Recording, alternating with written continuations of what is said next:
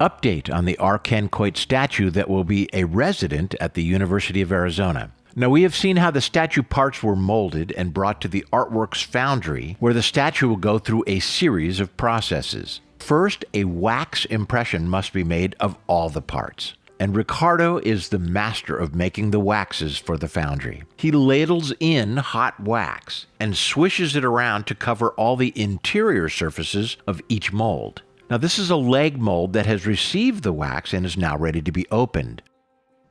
The wax is actually quite rigid. Now Ricardo makes a wax of the head and upper torso of the statue.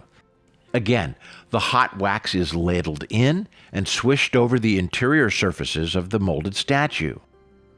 The residual hot wax is poured out of the mold to be reheated and used again. These molds are heavy, and somehow Ricardo makes it look easy. Each mold will receive 3 layers of wax. Ricardo adds some cooler wax to thicken the mixture for the final layer, which is hand applied. The ridges in particular need to be strengthened.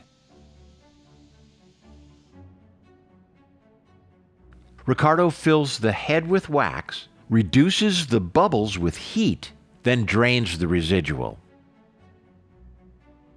About 30 minutes of cooling and the mold is ready to be opened.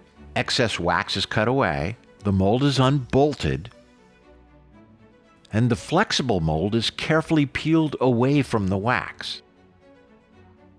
Ken may look like chocolate here, but eventually this statue will be a beautiful bronze that stands in the plaza area of the Coit College of Pharmacy.